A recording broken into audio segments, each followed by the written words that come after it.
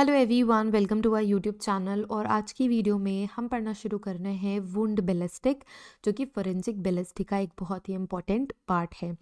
आपको wound ballistic पढ़ने से पहले एक ओवरऑल आइडिया होना चाहिए कि what is forensic ballistics and forensic medicine से तो बहुत ही क्लोजली एसोसिएटेड है, क्योंकि हम बुलेट इंजरीज़ के बारे में मेजरली पढ़ने वाले हैं। यहाँ पे आप स्क्रीन में कुछ आइडियल बुलेट इंजरीज़ देख रहे हैं जो हम डिटेल में आगे पढ़ने वाले हैं। ना फोरेंसिक बैलिस्टिक्स, तीन तरीके के बैलिस्टिक्स इसमें आते हैं। फोरेंसिक बैलिस्टिक में वी हैव कैटेगराइजेशन। एक होता है इंटरनल बैलिस्टिक, एक्सटर्नल और टर्मिनल। ठीक है।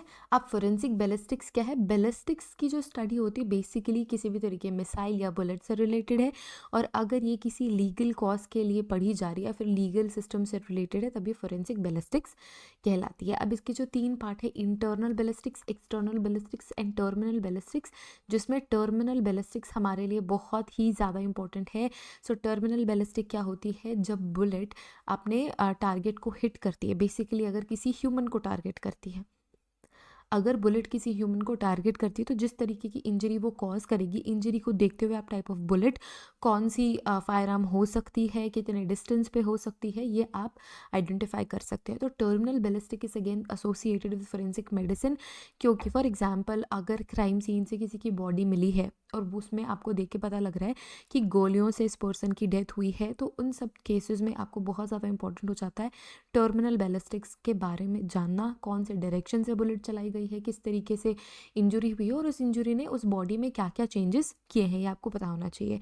रही बात इंटरनल और एक्सटर्नल बैलिस्टिक की, तो इंटरनल बैलिस्टिक क्या होता है? जो भी फायर आर्म है, फायर आर्म क्या होता है? फायर आर्म गन बोल सकते हो आप, ठीक है। अलग अलग तरीके की गन्स होती हैं, तो हम यूजुअली उनको फायर आर्म्स कहते हैं।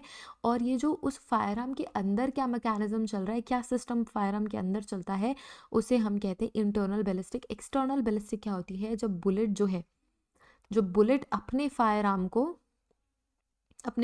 को छोड़ के क्या हो जाती है, निकल जाती है, और टारगेट से पहुंचने के पहले का जो पेस होता है, जिसमें मेजर फिजिक्स आपकी इन्वॉल्व होती है, उसे हम कहते हैं एक्सटर्नल बैलिस्टिक।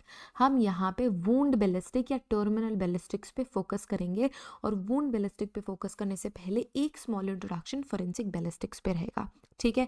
सो फोरेंसिक बैलिस्टिक्स क्या है, या फोरेंसिक बैलिस्टिक्स को समझने से पहले बैलिस्टिक्स हम समझते हैं। A fire arm is any weapon, ठीक है। फायर आर्म का मतलब सिर्फ गन्स नहीं होता, ये कोई भी वेपन हो सकता है। It can be any weapon with discharges, जिसमें से कुछ भी डिस्चार्ज हो रहा है, चाहे वो छोटे छोटे पैलेट्स हैं या फिर बुलेट है या फिर किसी भी तरीके की मिसाइल। अब missile by the expensive forces, किस तरीके के फोर्सेस की बात कर रहे हैं हम? एक्सपेंसिव फोर्सेस की बात कर रहे हैं। अब ये कब बनेगा? जब गैसेस प्रोड्यूस होती हैं by burning and explosive substances. जब कभी भी एक्सप्लोसिव सब्सटेंस बर्न होते हैं, extreme amount of gas release होता है, और ये extreme amount of gas extreme pressure create करता है। तो इस प्रेशर से या तो बुलेट डिस्चार्ज होगी, या तो मिसाइल्स डिस्चार्ज होंगी, या छोटे छोटे पैलेट्स डिस्चार्ज होंगे एक्सट्रीम फोर्स में। जब जाके वो किसी टारगेट को हिट करते हैं तो बहुत ज़्यादा डिस्ट्रक्शन कॉज करते हैं ना। Forensic ballistic is the science which deals with the investigation of fire arms. किसकी इन्वेस्टिगेशन कर रहे हैं हम? फायर आर्म की इन्वेस्टिगेशन कर रहे हैं। एम्यूनेशन, एम्यूनेशन मतलब क्या होता है? बेसिकली हम बुलेट को एम्यूनेशन कहते हैं, but it's not just bullet. Bullet के कई कंपोनेंट्स होते हैं। For example let's say it is a bullet shell and this is bullet. तो बेसिकली जिसको मैं शेड कर रही हूँ ना, this is the bullet, this is bullet. अब इसके नीचे जो है वो बुलेट शेल है, जिसे हम कहते हैं कार्ट्रिज।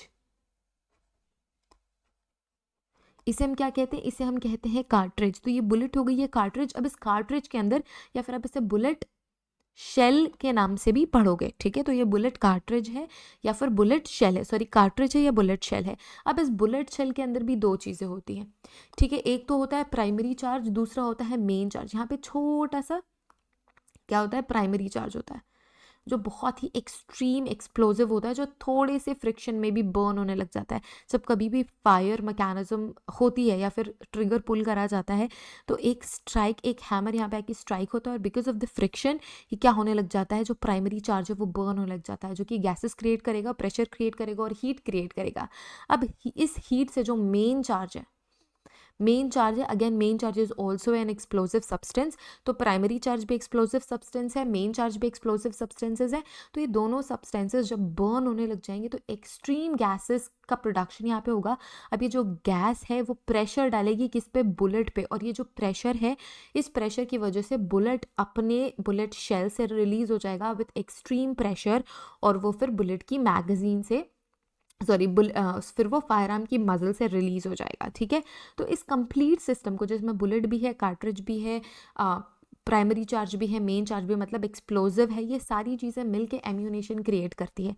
हम उसे कलेक्टिवली एम्यूनेशन कहते हैं। ठीक है, सो बुलेट सिर्फ और सिर्फ वो छोटी सी लेड का बना हुआ एक बुलेट होता है, या फिर किस तरीके से मैं समझाऊँ, लेड की या फिर आयरन की या किसी भी चीज़ से बनी हो सकती है वो, जो कि डिस्ट्रक्शन कॉज करती है। तो बुलेट सिर्फ और सिर्फ लाइक एक सेक्शन होता है एम्यूनेशन का, इसके अलावा बहुत सारे एक्सप्लोजिव सब्सटेंसेस भी होते हैं। ठीक है ना, अब इसके पास क्या होता है, फायर आर्म्स के बारे में पढ़ते हैं फोरेंसिक बैलिस्टिक्स में, एम्यूनेशन के बारे में पढ़ते हैं, या फिर इससे रिलेटेड कोई भी प्रॉब्लम अराइज हो रही है। क्या प्रॉब्लम अराइज हो सकती है, किसी ने किसी को गोली मार दी, किसी की जान चली गई, या फिर किसी क्राइम में उस फायर आर्म का यूज़ हो गया, तो ये प्रॉब्लम्स अराइज होती हैं फोरेंसिक बैलिस्टिक्स से एसोसिएटेड। तो उन सारी चीज़ों का जो भी आपको पढ़ना होता है वो फोरेंसिक बैलिस्टिक में पढ़ना होता है। अब देखो ये छोटे से गन का एक नॉमेनक्लेचर सा हम पढ़ लेते हैं। ठीक है, it is a small arm. Small arm मतलब कोई भी छोटी गन या फायर आर्म को, अगर छोटी फायर आर्म है तो हम इसे स्मॉल आर्म कहते हैं। ठीक है, ये काफ़ी पुरानी टाइप ऑफ मैकेनिज्म की है, हमने बुक से ये रेफर करी है। देखो ये है फ्रंट साइड। फ्रंट साइड क्या मतलब, यहाँ से देख के जो पर्सन गन चला रहा है वो निशाना लगा सकता है। ये वाला जो एंड होता है ये होता है मजल एंड, मजल एंड से ही बुलेट रिलीज होती है। ये जो लंबी सी पाइप आपको दिख रही है इसे हम कहते हैं बैरल। अब इसके अंदर जो आपको ये लाइंस दिख रही है इसे कहते हैं राइफलिंग। राइफलिंग क्यों करी जाती है, सो दैट बुलेट को एक ट्विस्ट मिले और वो उसकी स्पीड को एनहांस करे। ठीक है, राइफलिंग लैंस एंड ग्रूव से एसोसिएटेड होती है, मतलब लैंस एंड ग्रूव से मिलके बनती है। अब यहाँ पे होता है चेम्बर। ठीक है ना, दिस इज द चेम्बर, इसे हम कहते हैं breech. This section is breech. Okay, now this is locking lug, यहाँ पे बोल्ट होता है। This is firing pin. Firing pin क्या, जब आप कहाँ, ये ट्रिगर जैसे ही आप पुल करोगे ये क्या होगा, ये जो पिन है इसके बैक साइड पे हिट करेगी, यहाँ पे प्राइमरी चार्ज और मेन चार्ज बर्न हो जाएगा और यहाँ से जो बुलेट है वो रिलीज हो जाएगी। ठीक है, this is the rear side, this is the receiver, ये ट्रिगर है, ये सियर है, ये मेन स्प्रिंग है। स्प्रिंग मतलब क्या, एक बारी वो ट्रिगर पुल करने पे जो आपका हैमर है ना, दिस इज हैमर। ये जो छोटी सी स्प्रिंग आपको दिख रही है, फायरिंग पिन आपको दिख रही है, most of the time we call it hammer या फिर फायरिंग पिन आप बोलते हो। जैसे यहाँ पे हिट करेगी, जो भी मैंने यहाँ पे बताया आपको, जिस तरीके से गैसेस प्रोड्यूस होंगे, बर्निंग होगी एक्सप्लोसिव सब्सटेंसेस की जो कि बुलेट शेल में फिल्ड रहती है, वो गैसेस क्रिएट करती हैं। ओके, नाउ प्रॉक्सिमल या internal ballistic is the study of fire arm and projectile. क्या है, फायर आर्म एंड प्रोजेक्टाइल की स्टडी होती है इंटरनल या प्रॉक्सिमल बैलिस्टिक। इंटरमीडिएट या exterior ballistic is the study of motion and projectile after it leaves the gun barrel, जिसमें major physics involve होता है जो मैंने आपको थोड़ी देर पहले बताया। ठीक है, एंड इसके अलावा टर्मिनल बैलिस्टिक्स वो होती है जब कोई भी मिसाइल, बुलेट, पैलेट क्या कर जाता है, टारगेट को पेनिट्रेट कर जाता है, तो वहाँ से टर्मिनल बैलिस्टिक्स शुरू होती है ना। Wound ballistic is the study of effects of a missile in a living tissue या फिर ह्यूमन और एनिमल। सो बेसिकली हम लिविंग टिश्यू ही कलेक्टिवली कह रहे हैं। सो वुंड बैलिस्टिक उस तरीके की स्टडी है जिसमें आप इफेक्ट्स, कॉज एंड जो डिस्ट्रक्शन है लिविंग टिश्यू के ऊपर या किसी भी लिविंग ऑर्गेनिज्म के ऊपर आप देखने वाले हो। Okay, now what is the general makeup and mechanism of any firearm? So firearm consists of a metal barrel. Metal barrel, barrel मतलब क्या, ये जो लंबी सी पाइप होती है इसे हम कहते हैं barrel, जहाँ पे ये पाइप खत्म हो जाती है उसे हम कहते हैं muzzle. Okay, so it is consist of a metal barrel in the form of a hollow cylinder varying in length. तो इसकी लेंथ कम या ज़्यादा हो सकती है, हो सकता है कि ये स्मूथ बोर हो।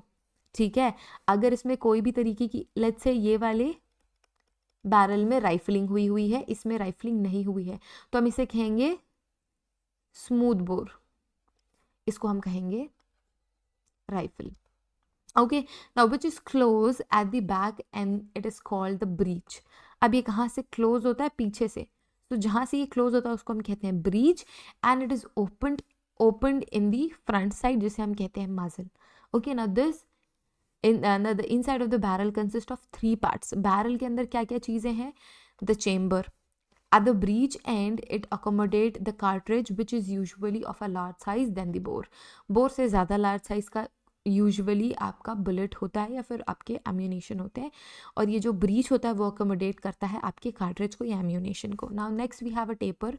टेपर क्या होता है? इट इज़ कॉल्ड लीड और लीड इन राइफल्ड आर्म। किस में? Rifled arm, making star here, and chamber cone in a smooth bore. ठीक है, राइफल्ड में lead, chamber cone in a smooth bore, it connects the chamber to the bore. ठीक है, ये क्या करता है? चेम्बर को बोर से कनेक्ट करता है। चेम्बर क्या करता है? मैंने अभी बताया।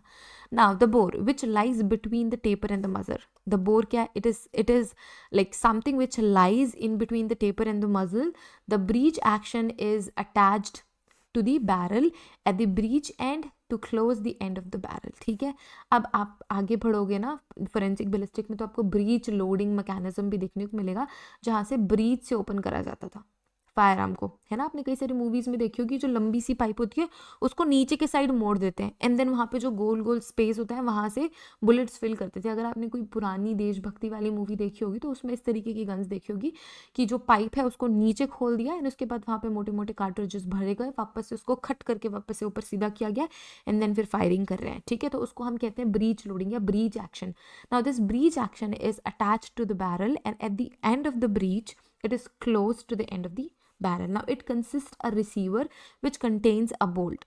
ठीक है, ये क्या करता है? ये अटैच होता है रिसीवर से, जो कि ऑफ कोर्स एसोसिएटेड है आपके बोल्ट से, और it blocks which closes the locks, which closes and locks. ठीक है, जो क्लोज करता है इस एंड को और लॉक करता है, ये देखो। ठीक है, ये ब्रीच लोडिंग है। यहाँ पे मैं उसी मूवीज़, आपको पुरानी देशभक्ति टाइप मूवीज़ की याद दिला रही थी। यहाँ पे देखो, ये जो बैरल है, बैरल को क्या किया हुआ है? ओपन किया हुआ है, इसे हम कहते हैं ब्रीच लोडिंग। ठीक है, हम यहाँ से अगर बुलेट फिल कर रहे हैं तो हम उसे कहते हैं ब्रीच लोडिंग। द बोल्ट और the block it consist firing pin, spring, trigger and extractor. Extractor क्या काम करता है? जो बुलेट शेल आपकी बच गई उसको खींच के वो बाहर की साइड पे निकालता है। Now this area is known as breech face. Okay, it can be opened to insert fresh cartridge into the chamber। that spent cartridge are removed by the extractor claw।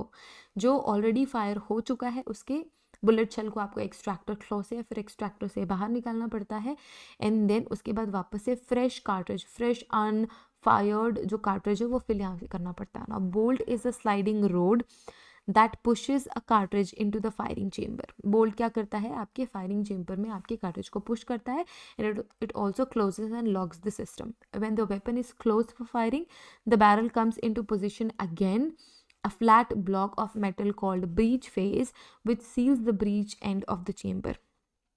Okay, the block is pierced in its center to accommodate the firing pin। ठीक है, अब ये जो block होता है वो बीच में ही रहता है ताकि फायरिंग पिन को जगह मिल सके, which is there by a spring and moves forward when trigger is pressed। जैसे ही ट्रिगर प्रेस करी जाएगी, ये जो फायरिंग पिन है ये कहाँ जाके हिट करेगी?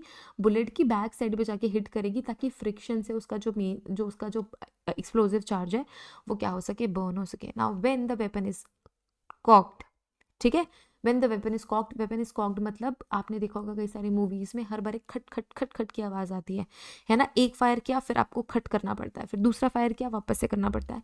सो इसको हम कहते हैं नॉकिंग या कॉकिंग। ठीक है, it is the hammer, it means the hammer has been pulled back against a strong with the help of a strong spring। ठीक है, आपको अपने हैमर को वापस से पीछे खींचना है, क्योंकि जैसे ही आप फायर कर रहे हो आपका जो हैमर है, जो आपकी फायरिंग पिन है, वो आगे जाके भिड़ चुकी है आपके बुलेट से, लेकिन उसको वापस से पीछे खींच के अपनी जगह पे लाना पड़ता है।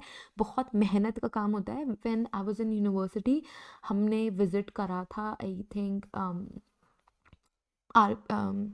सीआरपीएफ कैंपस हमने विजिट करा था, एंड वहाँ पे हमने बहुत सारी गन्स देखी थी, and we try to cock it, but वो इतना ज़्यादा स्ट्रॉन्ग था कि लाइक कुछ ही ऐसे बच्चे थे जिन्होंने किया, या फिर बाकी हमारे पास इतनी ताकत भी नहीं लग रही थी कि we can just cock a firearm, right. So ये स्ट्रॉन्ग स्पिन जैसी होती है जिसको वापस से बार बार पीछे खींचना पड़ता है at the end of sear which rest at a notch which is known as the bent. तो नॉकिंग हर बार बहुत ज़्यादा ज़रूरी होती है to fire it again. Now when the trigger is pulled the sear is disengage from the bend and the hammer moves forward and it strikes to a small push rod which is a firing pin or a striker. अब यहाँ पे देखो rifling की मैं बात कर रही थी. This down portion is known as groove. ये जो उठा हुआ पोर्शन होता है इसको हम कहते हैं लैंड. एक लैंड से दूसरे लैंड की जो ब्रेथ होती है उसको हम कहते हैं कैलिबर. कैलिबर के बारे में आपने बहुत बार सुना होगा कि कितने कैलिबर की गन है, कितनी कैलिबर की फायर आर्म है, राइट. सो कैलिबर किस तरीके से मेजर करते हैं, एक लैंड के डिस्टेंस से दूसरे लैंड, मतलब टोटल ब्रेथ जो है land to land is known as calibre. ठीक है. लॉन्गिट्यूडनली फायरिंग इस तरीके से दिखती, सॉरी, लॉन्गिट्यूडनली जो राइफलिंग है वो इस तरीके से दिखती है. नाउ इन हैमरलेस गन, अब कई सारी ऐसी भी गन्स होती है जो हैमरलेस होती है. The striker is used to fire gun and the cocking is done by pulling back of the bolt action. Now the barrel of a break down action gun और a rifle that is a weapon which opens like a shotgun has at its breech and a movable limb called extractor. ठीक है, ये movable होता है इसमें, which moves backwards withdrawing the cartridge when the breech is opened. In a bolt action weapon, a small claw fitted to the front end of the bolt pulls out the cartridge with it when the bolt is withdrawn. Okay. The lock action, the lock contains the lock and trigger mechanism, that is the apparatus for discharge of the weapon. So basically it is very important. The side of the top part of semi-automatic that contains a barrel on which the sights are mounted. A firearm is provided with the sights with which one can aim so that the bullet can strike the target accurately. ये हर कोई नहीं कर सकता, जिसको आदत है, जो अच्छे से कर सकता है, सिर्फ उसे की बस की बात है. Now the stock is the supporting or handle part of the weapon, the end, which is known as a rear portion of which it is the butt. The side of the top part of semi-automatic that contains the barrel and on which the sights are mounted. The hand arm, known as slide arms, are provided with the grip and it helps grasping by the hand. और अच्छा grip इसमें बन सकता है, इसी वजह से grip कहते हैं, to grasp the firearm from a accurate place. In a long barreled weapon, the butt is elongated to fit into the shoulder, जैसे कि आपने AK-47 में देखा होगा. Now those with the long barrels known as shoulder arms are again very important and fit the shoulder, for example rifle and shotgun. And those with short barrels are fired with hand, जिन्हें हम handguns भी कहते हैं, for example pistol and revolver. Now firearms except revolvers, hammer guns have safety devices which locks the training mechanism when it is applied. It is known as safety arch. Okay, now let's understand classification. Classification हमने करी है different characteristic के basis पे. For example rifled weapon, rifles कैसी होती हैं, जिनमें rifling करी गई है, जैसे air and gas operated rifle. Example है 0.22 rifles, military and porting rifle, single shot target particle pistols. Next we have single shot target, that is particle pistols. Next we have revolvers, automatic pistols, true automatic weapon जिसे हम कहते हैं machine guns. ये सारे के सारे क्या होते हैं, ये सारे के सारे rifled weapon होते हैं. Next we have smooth bore weapon जिन्हें हम कहते हैं shotgun, जिसमें किसी भी तरीके की राइफलिंग नहीं होती, इनकी जो बैरल होती है वो बिल्कुल स्मूथ होती है. इन्हें हम कहते हैं cylinder bore, choke bore, paradox which is known as hammered, which comes in a two variant, hammered and hammerless. Breech loader, muzzle loader and country made. Country made क्या है, जिसका कोई क्वालिटी कंट्रोल नहीं होता, बस वो यूं ही बना दी जाती है, जो भी XYZ चीज़ें मिले उससे बस यूं ही बना दी, है ना, जिसे हम कहते हैं देसी कट्टा. अकॉर्डिंग टू फायरिंग प्रोसेस, अब किसके अकॉर्डिंग टू फायरिंग प्रोसेस. अभी तक यहाँ पे क्या थी, according to the condition of barrel. Barrel किस तरीके का है उसके बेसिस पे हमने क्लासिफिकेशन करा. अब हम फायरिंग एक्शन के बेसिस पे क्लासिफिकेशन कर रहे हैं. उसकी क्लासिफिकेशन के according first is over bolt action, next under bolt action, third is lever action, fourth is pump action और ऑटो लोडिंग मॉडल पे. Okay. In the next slide we have rifled weapon. Rifled weapon में भी थोड़ी introduction देख लो. What is air and gas operated rifle? These rifles are powered by compressed air or gas which propels the projectile, that is bullet. 0.22 rifles क्या है? That rifle which is chambered for 0.22 caliber ammunition often used for target shooting and small game hunting. Military and sporting rifles. This category likely include a variety of rifles which is designed for military use and sporting purposes. Now, let's move to smooth bore weapon. First is cylinder bore. It is a shotgun with a cylindrical barrel, meaning there is no constriction at the muzzle. Next, we have choke bore. It is a shotgun with a constricted barrel at the muzzle to control the spread of the shot. Next, we have paradox, hammered or hammerless. The paradox refers to a type of shotgun that has both rifled and smooth bore section in the barrel. Hammered and hammerless refers to the presence and absence of external hammer. ठीक है. Breech loader क्या है? It is a shotgun that loads cartridge from the rear, means breech side से rather than the muzzle. Muzzle loader क्या है? जो हम सामने muzzle की side से जब bullet load करते हैं, it is a shotgun that is loaded from the muzzle, मतलब front side पे rather than the breech, मतलब बैक साइड से. कंट्री मेड क्या होता है? It refers to the shotgun that may be locally और informally manufactured in any local place. Next we have according to firing action. Firing action के according क्या है? Over bolt action. Now the bolt is operated from the above of the firearm. ऊपर की side से under bolt मतलब नीचे की side से. Lever action क्या है? It is the action which is operated by the lever. Usually it is located beneath the stock. Now pump action or auto loading model. Now this action is cycled manually by pumping a handle, now known as pump action or automatically known as auto loading after each shot. हर एक shot के बाद खुद से load हो जाता है. Now important note here is revolver में it is a revolver क्या है? It is a type of handgun with a rotating cylinder that holds multiple rounds, usually 6. Automatic pistols क्या होती है? It is the pistol that automatically chambers a new round from the magazine after each shot.